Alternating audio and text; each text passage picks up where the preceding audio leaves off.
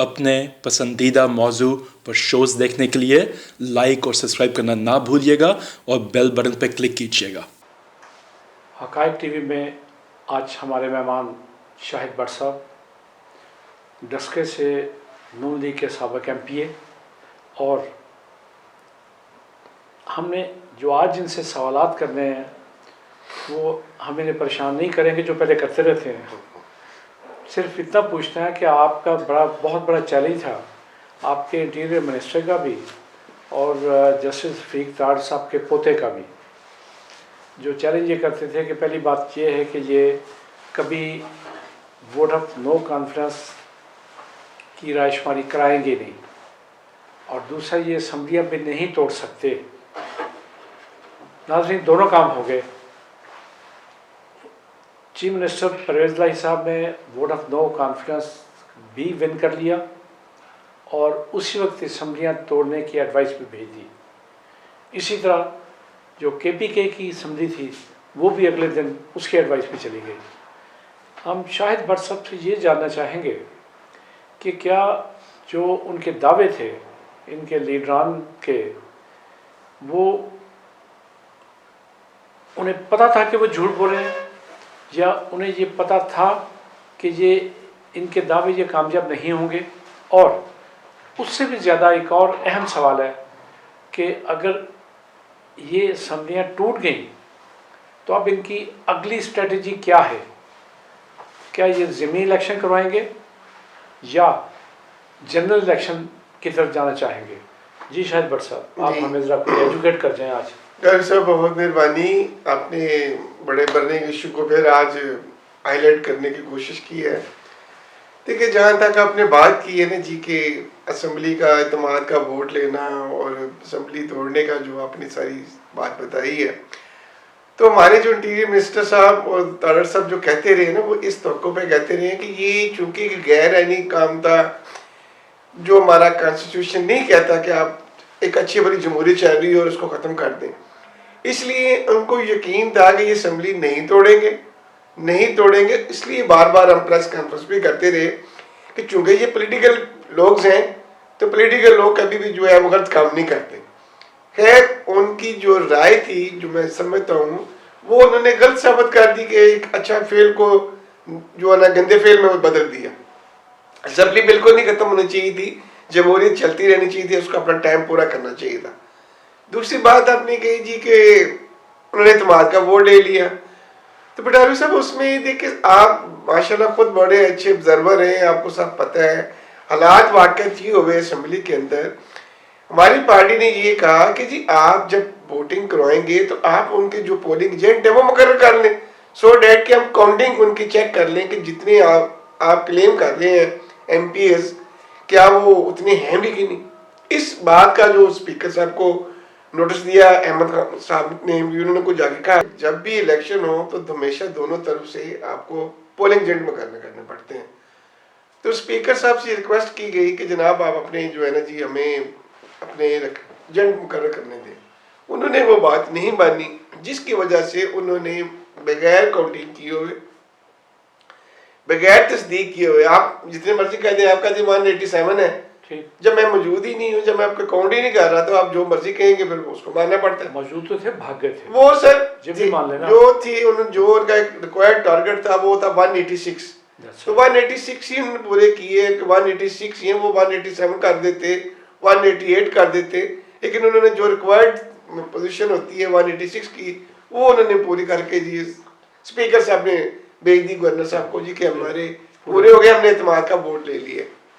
اب جو دوسری بات آپ نے کہی جی کہ اسی وقت انہوں نے اسمبلی بھی توڑ دی، تو میں یہ چاہتا ہوں، مجھے بھی پتہ ہے سر، آپ کو بھی پتہ ہے کہ پرویز الہی صاحب نے نہ تو اسمبلی وہ خوشی سے توڑی ہے، بے شک وہ میں کہتا ہوں میں اپوزیشن میں ہوں، لیکن اسمبلی انہوں نے بھی مجبوراً توڑی۔ کبھی یہ تاریخ میں بہت بڑا سر یہ چلیے آج ہمیں یہ بھی بتائی دیں، ایجوکیٹ کر جائیں جی جی کہ انہیں مجبوری کیا تھی توڑنے کی؟ سر مجبوری اپنا کولیشن، سر ان کا اپنا فیوچر پالیٹکس انہوں نے دیکھی ہے جی۔ ادروائز دیکھیں یہ تاریخ میں لکھا جائے گا کہ آپ کسی وداؤٹ اینی ریزن کہ آپ اسمبلی کو توڑ رہے ہیں یہ لوگ تو اسمبلیاں بچاتے رہے ہیں. ریزن کو نہیں دی. there is no reason. آپ مجھے دیکھیں جب آپ نے اعتماد کا ووٹ لے لیا ہے آپ ایک دوبارہ کانفیڈنس سے کہیں جی کہ میری حکومت ہے جی میں تو دوبارہ حکومت کرنا چاہتا ہوں. بالکل ٹھیک. اور یہی لوگ ہیں جو پہلے اسمبلیوں کو بچاتے رہے ہیں. اب خود ہی اسمبلی جو گرانے کی ریت ہے وہ انہوں نے جو قائم کر دی ہے. یہ سر ایک بہت بڑا جو ہے نا جی تاریخ میں لکھا جائے گا. جس طرح 16 دسمبر میں ڈھاکہ میں لکھا گیا تھا نا جی کہ جناب یہ ڈھاکہ فال لکھا گیا تھا, اسی طرح میں یہ کہوں گا یہ بھی لکھا جائے گا کہ چودھری پرویز الہی صاحب نے بھی یہ مجھے ان سے کبھی یہ توقع نہیں تھی, کبھی بھی ان سے توقع یہ نہیں تھی کہ وہ خود لکھیں کہ میں اسمبلی کو ڈیزالو کرنے کی آپ کو جو ہے انتظار کرتا ہوں. آپ کے نزدیک یہ غیر جمہوری اقدام تھا؟ بالکل سر, میں کہتا ہوں وہ غیر جمہوری طریقے سے نہیں, وہ کوشش انہوں نے کی ہے کہ میں نہ کروں, لیکن میں نے وہی بتایا کہ وہ مجبور تھے اپنے کولیشن سے, اپنی پی ٹی آئی کی چونکہ میجارٹی ان کی تھی, ان کی مجبوری سے انہوں نے پھر یہ جو ہے نا غیر جمہوری جو حرکت ہے وہ انہوں نے کی ہے. اور اس کا خمیازہ دیکھیں بٹاوی صاحب, یہ نہیں ہوتا کہ میرے آنے سے یہ جانے سے فرق کیا پڑتا ہے. فرق یہ پڑتا ہے یہ 12 کروڑ عوام جو ہے وہ تو پیس رہی ہے سر مہنگائی میں, وہ پیس رہی ہے اپنے پرابلمز میں. بجائے ہم نے جب اللہ نے موقع دیا ہوا ہے کہ اب آپ ایز اے چیف منسٹر ہیں, آپ صوبے کے 12 کروڑ عوام کے ایک نمائندہ بن کے بیٹھے ہوئے ہیں, آپ تو اس کو زیادہ سے زیادہ ڈیلیور کریں, اچھا ڈیلیور کریں, لوگوں کو فیسیلیٹیٹ کریں. کئی بلینز کے منصوبے ڈیولپمنٹل جو منصوبے تھے وہ انڈر پروسیس تھے. اب مجھے یہ سمجھ نہیں آ رہی کہ مجھے یہ بتایا جائے کہ جب اسمبلی میں آپ پہلے ہی ایم پی ہیں اور خود ہی آپ چیف منسٹر ہیں, اب آپ دوبارہ ان کو ختم کر کے دوبارہ آپ بنیں گے کیا؟ پھر اسی چیز کو لینے کے لیے آپ دوبارہ الیکشن لڑیں گے, قوم کا پیسہ ضائع کریں گے, انرجی ضائع کریں گے, ویسٹیج آف ٹائم ہوگا, ویسٹیج آف منی ہوگا.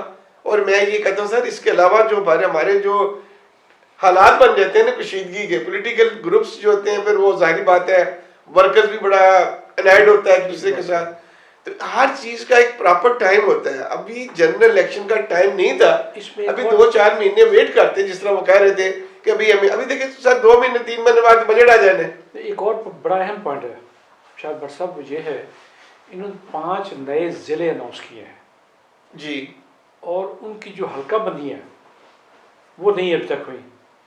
جو کچھ علاقے پہلے کسی حلقے میں تھے اب دوسرے میں ہیں, ایسی ہے. تو صرف حلقہ بندیاں کرنے کے لیے کئی مہینے چاہیے انہیں. تو سر بالکل ایسی ہے. دیکھیں آئین میں تو یہ ہوتا ہے کہ جب آپ اسمبلی ڈیزالو کر دیتے ہیں, جس طرح گورنر صاحب کے بعد اسمبلی چلی گئی ود ان 48 آورس, اگر وہ اسمبلی پہ سائن نہیں کرتے تو آٹومیٹکلی وہ اسمبلی جو ہے وہ ڈیزالو سمجھی جاتی ہے. پھر اس کا پروسیجر آپ کو پتہ ہی ہے, اس میں یہ ہوتا ہے کہ پھر آپ کو لیڈر آف دی اپوزیشن کے ساتھ مل کے ایک کیئر ٹیکر سیٹ اپ بنانا پڑتا ہے. وہ ڈیفینیٹلی وہ چودھری پرویز الہی صاحب اور حمزہ شباشی صاحب آپس میں بیٹھیں گے, کیا وہ بیٹھ سکتے ہیں؟ کیا وہ اس قوم کے لیے اس 12 کروڑ عوام کے لیے اکٹھے بیٹھ سکتے ہیں؟ بہت بڑا پوائنٹ ہے. اور یہ بیٹھ کے یہ فیصلہ کر سکتے ہیں کنسنسس سے کہ ہمارا جو ہے جی اب کیئر ٹیکر چیف منسٹر کون ہوگا. اب سپوز ہمارا چیف منسٹر اگر ہم آپس میں نہیں بناتے, پارٹیاں مل کے آپس میں نہیں فیصلہ کرتے, definitely it will go to the election commission. پھر الیکشن کمیشن ہی اپنا نامنیٹ کرے گا. وہ پہلے آپ ان کو ایسے کہہ رہے ہیں, اب وہ جو بھی کریں گے وہ تو پھر آپ کو ماننا پڑے گا, وہ تو کورٹ میں بھی آپ نہیں جا سکتے. جب الیکشن کمیشن پہلے آپ کو ٹائم دیتا ہے کہ آپ دونوں آپس میں بیٹھ کے کر لیں, جب آپ دونوں ٹیبل پہ بیٹھ کے یہ کام نہیں کر سکتے تو پھر الیکشن کمیشن جو ہے وہ اپنی ڈیوٹی انجام دیتا ہے. وہ ان کا بورڈ ہوتا ہے, وہ مقرر ہوتا ہے, اور وہی جو ہے اپوائنٹ کر دیتے ہیں. کیئر ٹیکر حکومت بن جاتی ہے اور ود ان 60 days 90 days آپ کو الیکشن کروانے پڑتے ہیں. اب آپ نے جو بات کی ہے جو اس کا میں جواب آپ کو دیتا ہوں. آپ نے پوچھا جی کہ دیکھیں چودھری پرویز الہی صاحب نے ابھی ریسنٹلی اپنے اس وقت میں ضلع بھی بنا دیا, نئی تحصیلیں بھی بنا دی ہیں. ہمارے جو حلقے ہیں وہ ڈسٹرب ہو گئے ہوئے ہیں, اسپیشلی ہمارا اپنا سیالکوٹ ڈسٹرب ہوا ہے, اس کے حلقے بھی ڈسٹرب ہوئے ہیں, گجرانوالہ ڈویژن بن گئی ہے, وہ تحصیلوں میں سب چلے گئے ہیں. وہ گجرانوالہ ڈویژن چلی سے ہمارا انہوں نے ایک نیا گجرات ڈویژن بنا دی ہے. تو یہ اس طرح کرنے سے اور بھی ضلع بنے ہیں, بے شمار ضلع 10-12 ضلع بن گئے سر. جو یہ حلقہ ہے ڈسکا, جی وہ بھی تو ضلع کے اس کی پرپوزل بھی تو گئی تھی. ہمارے ڈسکے کو جی انہوں نے پہلے وزیر آباد میں کہا تھا جی کہ وزیر آباد میں اس کا جو پارٹ ہے نا کچھ حصہ جو ہے نا جی اس میں شفٹ کر رہے تھے, لیکن وہ تو خیر رک گیا. اب یہ کہہ رہے تھے جی کہ ضلع سیالکوٹ کو गुजरावाला डिवीजन से निकाल के हम गुजरात डिवीजन में बना डाल दिया जाए, जो कि वैसे बिल्कुल गैर फितरी सा बनता है जी। तो अब मसला ये है कि अभी आपकी ना तो हल्का बंदी मुकम्मल है, अगर आप 90 डेज में इलेक्शन कराना भी चाहें तो मैं नहीं समझता कि वो इलेक्शन हो सकेंगे। क्यों? इसलिए कि एक तो हल्का बंदी नहीं है, दूसरा सर ये है कि अब जो नई मर्दमशुमारी हो रही है आपस में, एक ये भी सर तयशुदा है उस वक्त इमरान खान के साथ, ये एक सारा इन्होंने पार्लियामेंट में एक रेजोल्यूशन पास किया हुआ है कि जो भी अब आधा इलेक्शन होगा वो नई सेंसस पे होएगा, हर 10 साल के बाद आपको पता है इलेक्शन होगा। तो अब जो है नई मर्दमशुमारी होनी है, मर्दम नई शुमारी होगी, फिर नए हल्के बनेंगे, फिर उन हल्कों के ऊपर इलेक्शन बनते हैं। ये जो एक जनरल इलेक्शन की बात मैं आपको बता रहा हूँ, ये हो सकता है। अगर आप, ये कोई ज़िमनी इलेक्शन तो है नहीं, हाँ, सही बात है। अगर हम ये इलेक्शन करवाते हैं दोनों असम्बलियों के, तो बटालवी साहब ये ज़िमनी इलेक्शन नहीं है, these are the general election. तो जनरल इलेक्शन जो है वो सेंसस के बगैर नहीं हो सकते। ये कानून ही ये है कि ये ज़िमनी इलेक्शन होंगे या जनरल इलेक्शन होंगे, ये कानून क्या कहता है इस बारे में? कानून सर ये कहता है जी कि जनरल इलेक्शन होंगे जब दो असम्बलियों के पूरे एक इलेक्शन आप करवा रहे हैं, जब पूरी असम्बली के आप इलेक्शन करवा रहे हैं, तो वो ज़िमनी इलेक्शन नहीं होता, उसको हम जनरल इलेक्शन कहते हैं, और उसका पीरियड वही होगा जो 5 साल का होगा। ये ज़िमनी इलेक्शन उस वक्त होता है जब आपकी 5, 10, 15, 20, 25, 30, 40 सीटें जो है जी वो हल्के की ऐसी हैं जिनमें दोबारा इलेक्शन हो रहा है, तो उसको हम ज़िमनी इलेक्शन कहते हैं। लेकिन ये जो इलेक्शन होगा फिर ये जनरल इलेक्शन होगा। लेकिन क्या इलेक्शन, जनरल इलेक्शन जो है बगैर नई हल्का बंदी फाइनल होने से पहले क्या इलेक्शन हो सकता है? ये एक बड़ा सवालिया निशान है। ये सरासर डिपेंड करता है, हमारी हुकूमत तो तैयार है, हम तो फेडरल में बैठे हुए हैं, वो तो कह रहे हैं जी ठीक है हमें कोई इशू नहीं है। अगर इन्होंने गलती ये की है तो हम नहीं चाहते कि 12 करोड़ अवाम जो है वो उस गलती का खमियाजा भुगते, हमें फौरी तौर पर इलेक्शन करवा देने चाहिए ताकि नई रजीम आए और वो आके सूबे की जो है ना बागडोर संभाले, ताकि लोगों को जो है वो उसका जो सर्व करने का मकसद है, असम्बली में जाने का जो मकसद है कानून बनाना और लोगों को फैसिलिटेट करना, वो करे। हमारी तरफ से, हुकूमत की तरफ से, फेडरल गवर्नमेंट की तरफ से तो कोई इशू नहीं है, वो तो हम तैयार है इलेक्शन के लिए। इशू अगर आएगा तो जाहिर बात है वो अब कानूनी बात है कि इलेक्शन कमीशन क्या इसको अलाउ करता है, क्या उसके पास टाइम है, क्या वो मुनासिब समझते हैं, या आप एक शहरी हैं आप उठ के एक रिट कर देते हैं कि जनाब यहाँ भी तुम्हारी हल्काबंदी बननी नहीं, तो मैं इसमें कैसे इलेक्शन में हिस्सा लूँ जी। तो ये सारा it depends on the election commission sir. देखते हैं सर इसके बाद क्या होता है। अभी ये सारा फैसला जाएगा इलेक्शन कमीशन के पास। गवर्नमेंट जो है, फेडरल गवर्नमेंट तैयार है, हमारी तरफ से उनको कोई रिस्ट्रिक्शन नहीं देखनी, हमने कोई रुकावट नहीं डाली।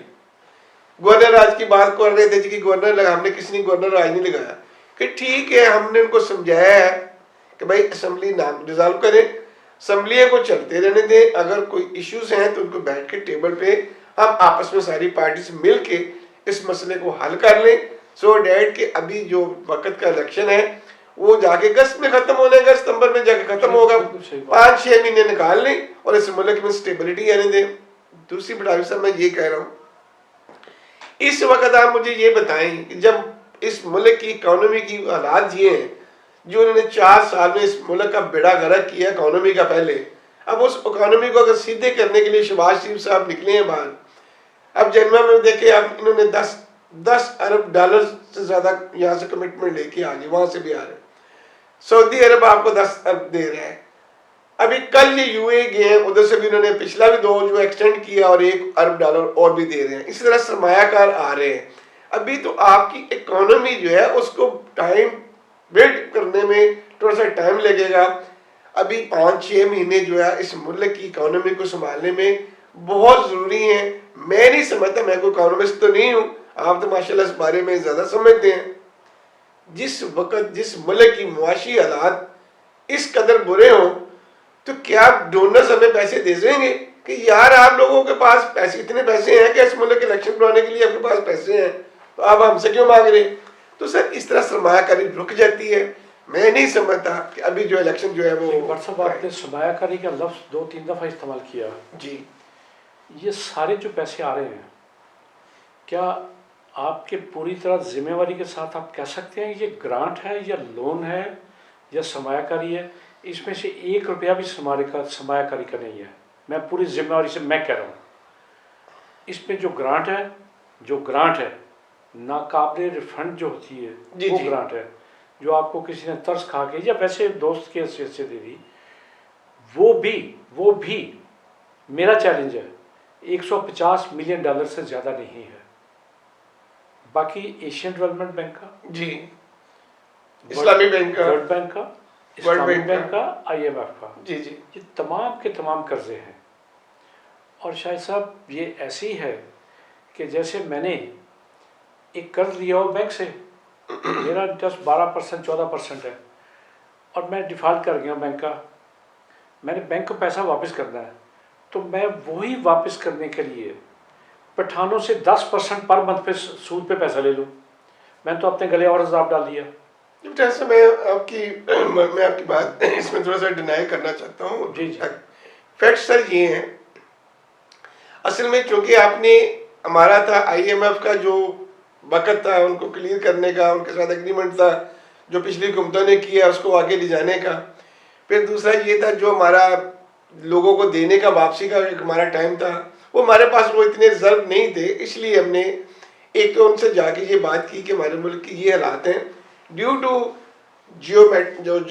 उसके क्लाइमेटिक चेंजेस आने की वजह से, चूँकि हमारा एग्रीकल्चर बेस्ड कंट्री है, हमारे एग्रीकल्चर बेस्ड कंट्री होने की वजह से स्लाब फ्लड्स की वजह से हमारी क्रॉप्स डैमेज हो गई, इंफ्रास्ट्रक्चर तबाह हो गया, हमारी इकोनॉमी तबाह हो गई। इसलिए आप हमें थोड़ा सा इसमें उन्होंने हमें किया, उस सपोर्ट उन्होंने ये किया कि एक उन्होंने हमें ग्रांट दी, एक उन्होंने हमारी जो कहते हैं जी लोन्स वाली जो बात आप कर रहे हैं, मैं नहीं समझता अभी तक लोन तो हमने लेना है IMF से कि वो जी आपको किस शराइत पर लोन देगी, अभी उनके साथ तुम्हारी बातचीत चली नहीं है।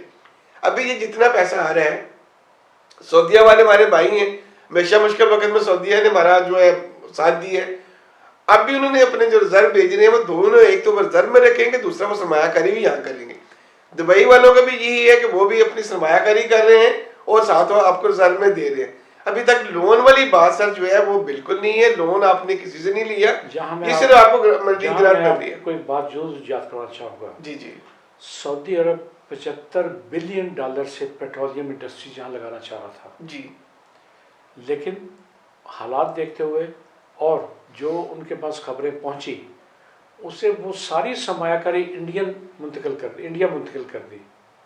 तो हमारी क्रेडिबिलिटी जब पूरी दुनिया में ज़ीरो पे है और हर मुल्क ये जान चुका है, ना कहे आपके मुंह पे या सच ना बोलें या एक डिप्लोमेटिक अंदाज होता है, उस अंदाज से आपको वो प्यार से जवाब दे दें, वो और चीज़ है। लेकिन क्या ऐसा नहीं है कि हमारी क्रेडिबिलिटी ज़ीरो पे है? डॉक्टर साहब इस बात के मैं बिल्कुल आपको बताता हूँ कि देखिए होता ये है कि इंडियन को मैंने कभी नहीं देखा कि वो अपने लोगों के ऊपर इंटरनेशनली किसी को डैमेज करते हो। ये हमारी वाहिद हुकूमत है जिसके ऊपर इमरान खान साहब ने, इवन जेनेवा कॉन्फ्रेंस हो रही थी और लोग हमारे ऊपर ट्रस्ट कर रहे थे, शहबाज शरीफ के ऊपर, PDM की हुकूमत के ऊपर एक ट्रस्ट कर रहे थे कि ये बंदा बहुत मेहनती प्राइम मिनिस्टर ऑफ पाकिस्तान है और ये सच्चा है और जो बता रहा है वो बिल्कुल सही बता रहा है, फैक्ट्स उनकी इमदाद कर रहे थे। और यहाँ से प्रेस कॉन्फ्रेंस इंटरनेशनल ये जा रही थी कि पाकिस्तान के ऊपर एतमाद ना करें। आपने PDM का लफ्ज़ बोला, मैं इस लफ्ज़ का मतलब नहीं समझा, मैं जानना चाह रहा हूँ इसका कहीं मतलब ये तो नहीं कि पैसे दो मैंने है नहीं सर, वो पैसे दो मतलब इस मुल्क के लिए जी, मतलब ये आपकी बात मैं समझता हूँ, ठीक है। बट साहब देखिए, अब मैं नेशनल होना चाहिए, अपोजिशन में रह के हम अपना रोल प्ले करें, लेकिन जब आप किसी इंटरनेशनल लेवल पे जा रहे हो तो फिर कभी पाकिस्तान, अब शहबाज शरीफ की आपने मुखालफत नहीं की, वो पैसे पाकिस्तान में आ रहे थे, तो जब पाकिस्तान की मुखालफत कर रहे हैं कि इनके ऊपर ट्रस्ट ना करें, ये पैसे इनको ना दें, इट मीन्स ये 22 करोड़ की नुमाइंदगी नहीं हो रही, ये सिर्फ अपनी मुखालफत हो रही है। तो इंडिया सर ये नहीं करता, यहाँ का मसला इसलिए नहीं करता। अगर आपको याद हो, मैं आपको रसाले वो अखबार पेश कर सकता हूँ जो अमेरिका में छपे, जो UK में छपे, जो यूरोप में छपे जी, जिसमें इनकी सारी के सारे जो इन पे एलिगेशन थे उन्होंने उस पर स्टोरीज छापी। डॉक्टर साहब एक भी बता दें कि आज तक, अभी तक किसी जगह भी, जिस तरह शहबाज शरीफ से कहते हैं मेरे ऊपर कोई एक दिल्ली की करप्शन बता दे, میں کہتا ہوں نہ مریم کے اوپر ہوئی، مریم ہی بری ہو گئی، آپ کو پتہ ہے میں کیپٹن صفدر صاحب بری ہو گئے، افضل صاحب ہو گئے، شباشی صاحب ہو گئے، نواشی صاحب ہو گئے، کیس ایک ثابت نہیں ہو سکا، اب چلے جیلوں میں بھی گئے. ساتھ یہ کیوں نہیں کہتے کہ قانون تبدیل کر کے تمام قانون اڑا کے تمام کیسز ختم خود کیے ہیں؟ یہ کیوں نہیں، سچ کیوں نہیں بولتے آپ بھی؟ بٹا صاحب میں کہتا ہوں آپ نے انہوں نے انگلینڈ میں جا کے کیس کیے، ہماری اوپر انگلینڈ میں بھی کیے کہ انگلینڈ کی عدالتیں وہاں ججز بڑے جو انصاف پسند ہیں، کیا وہاں ہمارا کوئی کیس ثابت ہوا؟ وہاں بھی الحمدللہ بری ہو گئے سارے، چونکہ وہ پراپوگنڈا زیادہ تھا. جب آپ کسی کے خلاف پراپوگنڈا کرتے رہتے ہیں، لوگ سنتے رہتے ہیں کہ یار انہوں نے یہ کرا، لیکن ثابت کرنا پڑتا ہے. بہت صاف ستھرے اچھے پالیٹیشین ہیں، تو میں آپ سے ایک اللہ کے نام پہ ایک منت کرنا چاہتا ہوں کہ ایک جو واقعہ پورے دنیا کو پتہ ہے اس کی تائید کر کے آپ اللہ کے بھی مجرم بن رہے ہیں خود بھی. آپ خدا را یہ بیان دے دیا کیجئے کہ میرے سامنے کرپشن نہیں. بٹا صاحب نہیں، میں دیکھیں بعض بٹا صاحب کہتے ہیں یہ کہنا ہے کہ کرپشن کی نہیں. سیئنگ از دا بلیونگ. میں بٹا صاحب آپ کی میں بات کہتے ہیں جی سیئنگ از دا بلیونگ. آپ جب دیکھ لو گے تو یقین ہو جائے گا. دوسرا جو آپ نے بات کی ہے جی کہ ہاں جی میرے سامنے تو وہ گواہ نہیں ہوا، نہ میں نے دیکھا ہے. تیسری چیز ہوتی ہے کہ اللہ سے جان بچا، لیکن کم از کم میں یہ کہتا ہوں تیسری چیز یہ ہوتی ہے کہ کیا کسی کورٹ نے سٹیمپ لگا دی کہ یار یہ دیر تک کلپریٹ ہے، یہ ثابت ہوئے. اس لیے میں سر یہ کہتا ہوں کسی کے اوپر نیگیٹو پراپوگنڈا بھی کرنا، یہ بھی ہمارا جو مذہب ہے وہ بھی کہتا ہے کسی کے اوپر آپ اتنی دیر تک الزام نہ لگائیں جب تک آپ کے پاس پروف نہ ہو. اچھا میں آپ کی اطلاع کے لیے کرتا ہوں، میں ان مے فیئر کے فلیٹس میں چائے پی کے آپ کے سابق جو موجودہ پرائم منسٹر ہیں اس کے ہاتھ کی بنی چائے پی کے میں آ چکا ہوں. بڑی اچھی بات ہے سر. میں نے وہ دیکھے ہوئے ہیں جو آپ کہتے ہیں ہے ہی نہیں. نہیں وہ تو ہمارے کبھی نہیں کہا ہمارے نہیں ہے، وہ تو ہمارے ہم تو رہتے ہیں اس میں، تو ہم نے کبھی نہیں کہا، ہم نے کہا وہ ہمارے ہیں، وہ تو پہلے کے لیے ہوئے. لیکن بٹ صاحب وہ ایک 6 سالہ بچے نے خریدے ہوئے ہیں. نہیں دیکھیں وہ تو ان کے دادا جان نے دیے نا، دادا کی وراثت ملی، دادا صاحب نے فیکٹریاں وہاں سے بیچی انہوں نے، بچے کے نام کی. وہ سر اب دیکھیں کچھ بھی ثابت نہیں کر سکے. فیکٹریاں بکنے سے پہلے کے فلیٹ ہے تو وہ انہوں نے پہلے ڈیل کی ہوئی تھی نا جی کہ ہمارے یہ ہماری چیزیں آپ کے پاس ہے، قطر والوں نے کہا کہ ہمارے پاس ہے، وہ آپ اپنے پاس رکھیں. تو ویسے میں یہ میرا لائلٹی اسی کو ہی کہتے ہیں، لیکن یہ بندہ جس کے ساتھ ہے اس کا بھرپور ساتھ دے.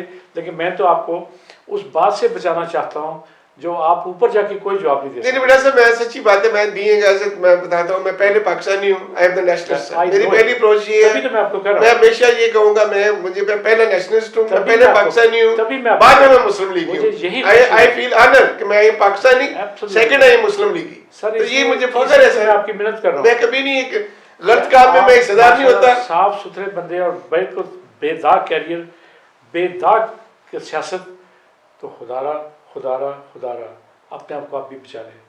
سر we are not part of that dirty business. ہم جو ہے بالکل نیٹ اینڈ کلین ہے انشاءاللہ. الحمدللہ یہ آپ کو ہم اس لیے توقع بھی یہ رکھتے ہیں کہ یہ 22 کروڑ عوام کی یہ پاکستان ہے جس نے میرا ایک میسج ہوتا ہے سر.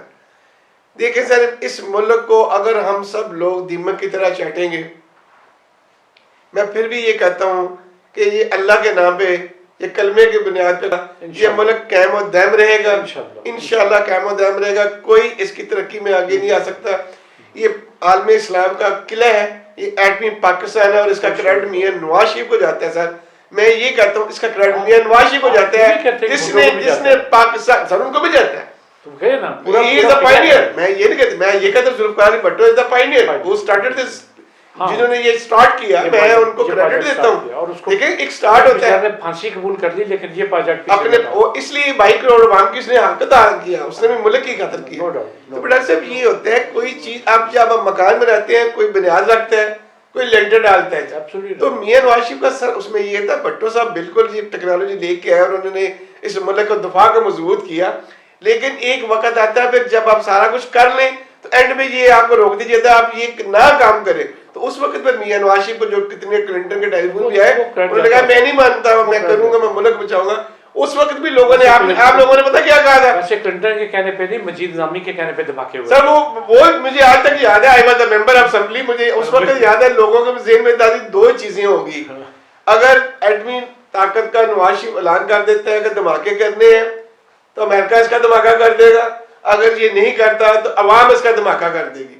تو میاں نواز شریف نے یہ کہا کہ میں پاکستانی عوام کو مایوس نہیں کروں گا. مجید نظامی صاحب کا ہے, بالکل بات یہ نہیں کرنے کو تیار تھے. انہوں نے کہا تھا میاں صاحب انہوں کر دے ورنہ ایک قوم تاڑا تماکہ کر دے گی. آپ یہ فکرہ کیوں نہیں کوٹ کرتے؟ سر میں یہ کہتا ہوں کہ یہ تاریخ ہے. انہوں نے بالکل مشورہ دیا. نظامی صاحب چونکہ بہت کلوز تھے میاں محمد نواز شریف صاحب کے, انہوں نے بھی ان سے بات کی کہ نظامی صاحب اس وقت یہ صورتحال میں کیا کرنا چاہیے, تو انہوں نے بھی وہی مشورہ دیا جو نواز شریف کے ذہن میں تھی کہ سر میں یہ کرنا چاہتا ہوں. تو انہوں نے کہا بالکل میاں صاحب کریں, یہ کریں گے تو آج اللہ کا شکر ہے کہ آج ہم ایٹمی پاکستان میں رہ رہے ہیں. ڈاکٹر صاحب اس وقت میں یہ کہتا ہوں کریڈٹ گوز ٹو میاں محمد نواز شریف. جتنی مرضی آپ کسی کے اوپر کرٹیسائز کر لیں, لیکن ایک چیز پہ ہم یہ کہیں گے اس آدمی نے, اس لیڈر نے اس پاکستان کو, جو قائد اعظم نے اتنی لاکھوں جانوں کی قربانی کے اوپر پاکستان ہمیں دیا تھا, اس پاکستان کو ایٹمی پاکستان بنا کے پوری دنیا میں اس کا نام روشن کیا. یہ محمد نواز شریف اس کا نام. ایک ریسرچ آپ اور بھی کر لیں جی. ٹیسٹ دھماکہ 1986 میں ہم کر چکے تھے, یہ ریسرچ کر لیں میرے کہنے پہ. جنیجو صاحب کے وقت جو بعد میں آئے ہیں 85 میں آ گئے تھے نا جی وہ. ہاں اس دور نہیں دیکھیں وہ دیکھو جو چیز کا میں یہ کہتا ہوں کہ جو دیکھو سٹارٹ ساری بات اس کے ایکسپیریمنٹ ہوتے رہتے ہیں, لیکن لاسٹ وہ یہی تھا کہ جب وہ اپنے وہ تو انڈیا کا جواب دیا تھا نا, انڈیا 28 مئی کو آپ نے اس کو ڈینائی کر نہیں سکتے, وہ نہیں کیا. تو اس میں بھی کہتے ہیں بٹال صاحب ہمیں تو اللہ کا یہ شکر ادا کر دیجیے. میں تو وہ وٹنس ہوں, میں تو وہ پہاڑیوں پہ دیکھ کے بیگم کلثوم صاحبہ کے ساتھ گیا ہوں, اس پہاڑی پہ بھی گیا ہوں کہ یہاں دھماکہ ہوا تھا, ایٹمی دھماکہ, اور ہم نے وہاں بھی جا کے نفل شکرانے کے ادا کیے تھے بیگم کلثوم صاحبہ کو اللہ جنت فردوس میں جگہ دے. وہ ہماری لیڈ کر کے لے کے گئی تھی. تو اس وقت بھی جناب اعلیٰ ہم نے جا کے چاگی کے پہاڑوں میں شکر ادا کیا تھا کہ میاں نواز شریف تیرا بھی شکر ہے, اللہ تیرا بھی شکر ہے کہ یہ ہے وہ پہاڑی ہے, یہ ہے چاگی کے پہاڑی. پھر بھی آپ اللہ سے پہلے میاں نواز شریف کا شکریہ ادا کیا آپ نے. سر انہوں نے کام ہی اتنا بڑا کیا تھا نا, ایٹمی پاکستان بنا. اللہ سے بڑا کام تو نہیں کیا. نہیں جی نہیں, دیکھیں اللہ نے اس کو طاقت دی, اللہ کو اس کو ہمت دی. یہ فکرہ میں یہ کہتا ہوں سر دیکھیں مٹاری صاحب بڑے بڑے لوگ ہوتے ہیں لیکن ڈر جاتے ہیں. لیکن جو بندہ ڈرا نہیں, جو بندہ سپر پاور سے نہیں ڈرا, وہ ٹکرا گیا, اس نے کہا نہیں جی نہیں یہ میں نے کام کرنا ہے. اس کو بھی لالچ دیے گئے, پیسے بھی ملے, ذاتی لالچ ان کو دیے گئے, لیکن انہوں نے نہیں کیا. تو یہ کریڈٹ گوز ٹو میاں محمد نواز شریف. میں یہ کہتا ہوں, اور جو آپ بات کر رہے ہیں کہ ذوالفقار علی بھٹو نے اس کو سٹارٹ کیا, اس میں کوئی دو رائے نہیں ہے, وہ بالکل ہے, وہ بالکل صحیح ہے, ان کا ایک حصہ ہے پاکستان کو ایٹمی پاکستان بنانے میں, ان دو بڑی لیڈرز کا حصہ ہے پورا. تو شاید بٹ صاحب آپ اس ایٹمی پاکستان کو مضبوط کرنے کے لیے کیا اقدامات کر رہے ہیں؟ سر اس کا دفاع جو ہے جی, سب سے بڑی بات میں یہ کہتا ہوں ہمیں آپس میں اتفاق پیدا کرنا ہوگا. سب سے بڑی بات یہ ہے کہ ہمیں being as a opposition leader ہونا وہ ایک علیحدہ بات ہے, وہ ہمارا کام اسمبلیوں تک ہے. بالکل صحیح. اسمبلیوں میں ہم ایک دوسرے کے خلاف کرٹیسائز کریں, قوانین کے بننے میں ایک دوسرے کے ہم سپورٹ کریں, مخالفت کریں, وہ لیجسلیشن میں ہماری ہوتی ہے. لیکن بینگ ایز اے پاکستانی ہمیں سب کو ایک پیج پر ہونا ہوگا اس ملک کے دفاع کے لیے, اس ملک کو قائم رکھنے کے لیے. اس میں کوئی ہمیں ایک دوسرے کے ساتھ مخالفت نہیں کرنی پڑے گی. انٹرنیشنلی ہمیں میسج یہ دینا پڑے گا کہ ہم سب پولیٹیکل پارٹیز ایک پیج پہ ہیں, اس ملک کے لیے ہم ایک پیج پر ہیں, اس 22 کروڑ عوام کی خاطر ہم سارے ایک پیج پر ہیں. ہمارے مفادات ذاتی مختلف ہو سکتے ہیں. ایک اور چھوٹا سا سوال. جی سر. ایم کیو ایم حسب دستور پھر بلیک میلنگ پہ اتر آئی ہے, اور کراچی میں جو کچھ وہ کر رہے ہیں کہ ہم کراچی, حیدرآباد اور ایک ضلع اور کوئی نام لیتے ہیں, موسٹلی سٹی ان کے یہی ہیں بڑے, کہ ہم وہاں الیکشن نہیں ہونے دیں گے ورنہ حلقہ بندیاں دوبارہ کروائے. یہ آپ لوگوں کی سازش ہے بیچ میں, یہ براہ راست جب وہ بھی پیسے دو مینو کا حصہ ہے. بیٹا صاحب نہیں, وہ انشاءاللہ 15 جنوری کو ان کا الیکشن ہو رہا ہے, تو وہ ظاہری بات ہے اعتراض پہ ہے تو کل ان کا الیکشن ہو رہا ہے, تو ظاہری بات ہے ہر پارٹی کی اپنے اپنے تحفظات ہوتے ہیں, انہوں نے اپنے تحفظات اسمبلی میں بھی بتائے ہیں. یہ لفظ بھی انہوں نے انٹروڈیوس کرایا, ہمارے تحفظات ہیں. ہاں جی, انہوں نے ان کا مسائل جو ہے انہوں نے سنے ہیں, ہماری لیڈرشپ نے سنے ہیں, اور ان کے تحفظات. ظاہری بات ہے دو ہی بڑی پارٹیز ہیں وہاں, پیپلز پارٹی اور این کیو ایم ہے, ان کی آپس میں تھوڑا سا یہ کلیش تھا تو وہ ریزالو ہو گیا. تحفظات صاحب شاہد بٹ صاحب یہ بھی ہیں جو میں نے سنا کہ جہاں ایک ایک کمرے کا, یہ کمرہ ہے آپ دیکھ لیں کتنا ہوگا, 12-14 کا ہوگا, اس میں ان کے 250 ووٹ رجسٹرڈ ہیں. وہ کہاں سے آ گئے؟ اس کمرے میں اب 10 بندے مجھے سلا کے دکھا دیں تو ان کے چھوٹے فلیٹوں کے کمروں کے 250 ووٹ رجسٹرڈ ہے. وہ اب وہی عیاشیاں وہی دیکھنا چاہتے ہیں, وہی بلیک میلنگ دیکھنا چاہتے ہیں, وہی اپنا زور دیکھنا چاہتے ہیں جب بوریوں میں لاشیں آتی تھیں, اور وہی دیکھنا چاہتے ہیں کہ جہاں گن پوائنٹ پہ آغاز ان کا, اگر آپ کو یاد ہو تو میں یاد کروا دیتا ہوں. یہ اسٹیل مل کے ملازم تھے دونوں, الطاف بھی اور یہ جو وہ تو چپٹر فاروق ستار بھی, اور ہر ریڈی والے سے 5 روپے رول لیتے تھے یہ. تو ضیاء الحق صاحب کو یہ ان کی زیادہ پسند آئے گا آگے جو منوس آدمی کو, کہ یہ ریڈیو سے بھی پٹھانوں سے بھی بھتہ لے سکتے ہیں, اسے نے پروموٹ کرنا شروع کر دیا. اور یہ پھر اس کے بعد یہ بھتہ مافیا وجود میں آ گیا. اب بھی یہ وہی چاہتے ہیں, اب انہیں سمجھ آ گئی ہے کہ ہم جب اکیلے ہیں تو ہم وہ سب کچھ نہیں کر سکتے, اکٹھے ہو کے پھر ایک دفعہ اللہ بولے پاکستان پہ. تو آپ اس کا کوئی سدباب کر لیں گے؟ سوال میرا جان یہ تھا. بڑا سا بالکل ہے. دیکھیں ہر چیز کا ایک ریمیڈی ہوتا ہے, ایک بیماری ہوتی ہے پھر اس کا علاج ہوتا ہے. بعض بیماریاں ایسی ہوتی ہیں جب آپ جس کو آپ شروع میں ہی کنٹرول کر لیتے ہیں. بعض بیماریاں اس حد تک بڑھ چکی ہوتی ہیں کہ ان کا علاج کرنا پھر بڑا مشکل ہو جاتا ہے. تو یہ جو باتیں آپ بتا رہے ہیں دیر از نو, یعنی کہ اس میں کوئی دو رائے نہیں ہے, بالکل فیکٹس یہی رہے ہیں. اب جو الیکشن کمیشن کہہ رہا ہے وہ یہی کہہ رہا ہے کہ جب ہم نئی مردم شماری کرائیں گے ہمیں فیکٹس اینڈ فگرز صحیح مل جائیں گی, ہمیں پتہ چل جائے گا کہ کسی جگہ پہ اگر کوئی بوگس ووٹ درج ہیں وہ ختم کر دیے جائیں گے پریکٹیکلی, اور جا کے فزیکلی ان کو ویریفائی کیا جائے گا. جب آپ یہ کام کریں گے تو آپ کی لسٹیں پھر الیکشن کمیشن کی جو بنے گی وہ بالکل فیئر بنے گی. پھر جب آپ کے الیکشن میں رزلٹ ملے گا وہ آپ کو بالکل فیئر ملے گا. یہی گورنمنٹ کو کرنا چاہیے, اور یہ الیکشن کمیشن کی ڈیوٹی ہے کہ اگر کسی جگہ پہ نہ صرف کراچی حیدرآباد میں بھی بلکہ پورے پنجاب, پورے کے پی میں کسی جگہ بھی ہے, تو it is the duty of the election commission, وہ اپنا فرض وہ نبھا رہے ہیں. یہ ہم نے دیکھا ہے, ابھی لاسٹ بھی ہماری ڈسپلے لسٹیں ہوئی ہیں, نام کاٹے گئے ہیں. اب میں یہ ضرور کہتا ہوں ایک اور اہم مسئلہ بن گیا ہے, آپ نے نوٹ کیا ہوگا, یہ 1.5-2 مہینوں سے دہشت گردی میں بہت اضافہ ہو رہا ہے. اس کے سدباب کے لیے آپ کی حکومت جو فیڈرل گورنمنٹ ہے, یہ فیڈرل گورنمنٹ کا ایشو ہے جی جی, یہ صوبائی کا تو بعد میں آتا ہے, لیکن پوری طرح دہشت گردی کو کنٹرول کرنا, اسلحے کو کنٹرول کرنا, اور ایسے لوگوں کو کا سدباب کرنا, ان کی گردنوں پہ انگوٹھا رکھنا, یہ فیڈرل گورنمنٹ کا کام ہے. اس میں آپ نظر آتا ہے آپ کو کوئی صوبائی اور فیڈرل گورنمنٹ یہ کامیاب ہو جائیں گے ان چیزوں پہ؟ سر دیکھیں 2 چیزیں ہیں, بالکل مسئلہ تو فیڈرل گورنمنٹ کا ہے, لیکن آلسو یعنی پروونشل گورنمنٹ کو بھی اس میں پوری سپورٹ ان کی ضرورت ہے. اس کے بغیر یہ مشن جو ہے وہ کمپلیٹ نہیں ہوتا, نہیں ہو سکتا. اب ہمارا ایشو یہ ہے کہ کے پی کے میں عمران خان کی حکومت ہے, فیڈرل میں میاں شہباز شریف صاحب کی حکومت ہے.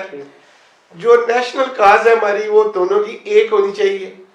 اب نیشنل کاز میں تو ہمیں یہ نہیں ہونا چاہیے کہ میری کوئی رائے نہیں. اب ہمارا جو دشمن ہے وہ پاکستان کا دشمن ہے, وہ کے پی کے بھی تو پاکستان ہے نا, پنجاب بھی پاکستان ہے, سندھ بھی پاکستان ہے, یہ سارے صوبے پاکستان ہیں.